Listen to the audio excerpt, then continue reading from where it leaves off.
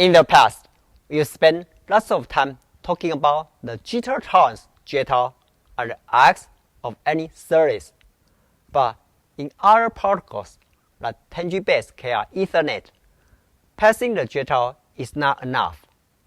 Therefore, we should understand why and what else the requirements of the corresponding tolerance are for the receiver to pass.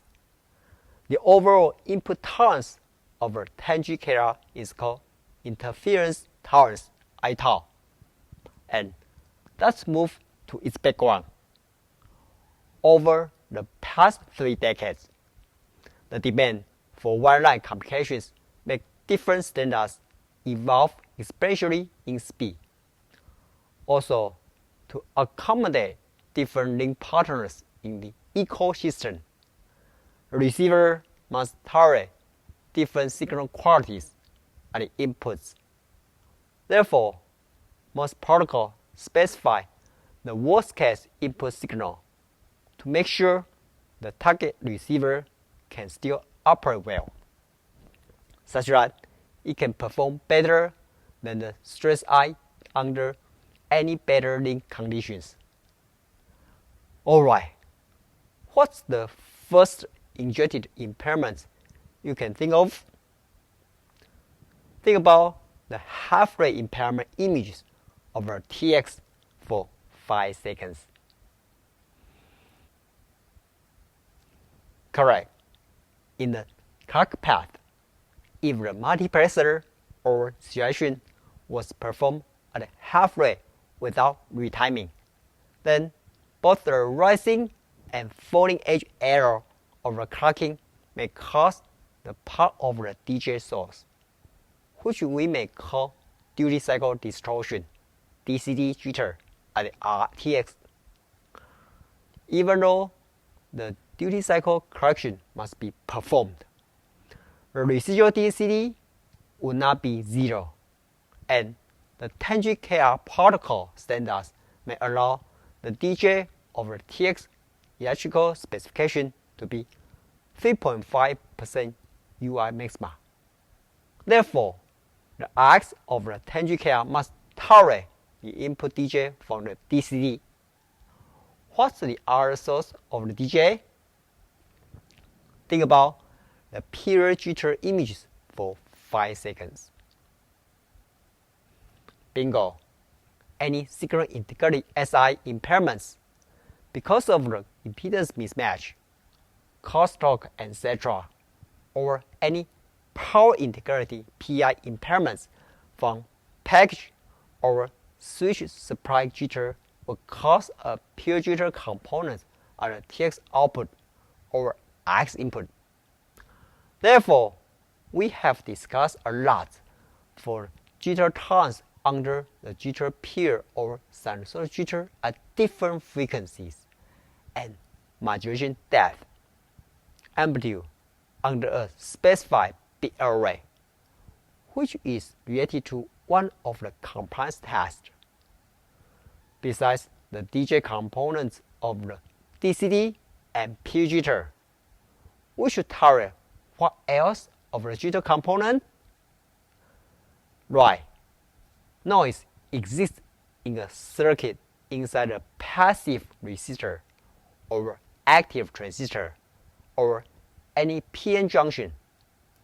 The unbounded random noise will lead to unbounded random jitter RJ, also having statistical characteristics depending on the bit array, resulting in the peak-to-peak jitter.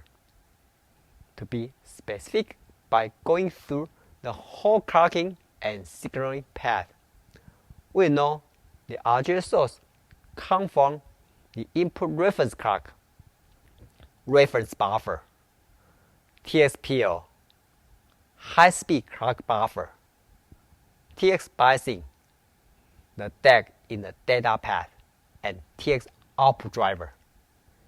If the input RJ is too much, the X might not achieve a low bit array or pass the compliance test easily. Therefore, the RJ must be defined in the ITOL specification. How about the random noise vertically? Yes, the random noise could be big because of the wide bandwidth requirement in either the TX or the RX to make sure the high-speed operation works well in the C-Link interface. Therefore, we may need to constrain the broadband noise specifically such that the RX could achieve the bit array down to 1E-12 reliability. As long as the link budget guarantee the broadband noise is lower than the specification, we have confidence that the RX can detect and recover the data properly over different TX. So, what's the last one or the ITOL needed for every protocol? Bingo, ISI or band limit channel. We've talked about the ISI and different equalizer a lot in other videos. Each protocol will define its own channel loss specification and the residual ISI as its reference EQ benchmarking in the performance matrix, which means the residual I opening, I width, and I high after the ISI channel and equalization should be big enough to pass the required bit array under other interference. Again, this will be an introduction for everyone to understand that such an ITOL compliance test exists in the 10G-KR.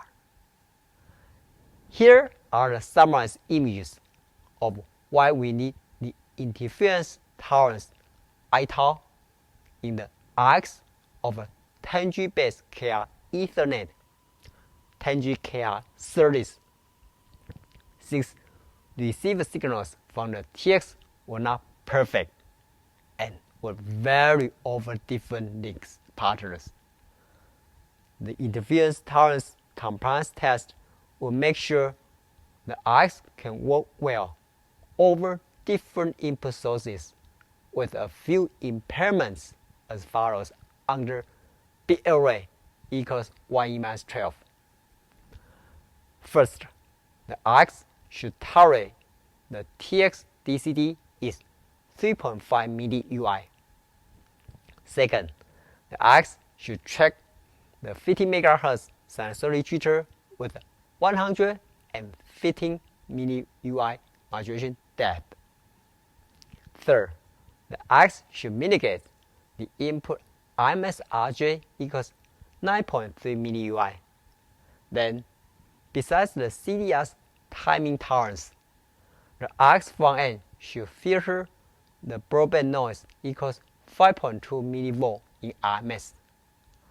Lastly, the RX equalizer of a 10G-KR must minimize the residual ISI for backplane channel loss of 26 dB at 5 GHz. Thanks for watching. Before you go, if you are benefiting from those circuit images, I would love to hear your feedback and place your comments down below. Lastly, please share the video link with the people who may be benefiting from it.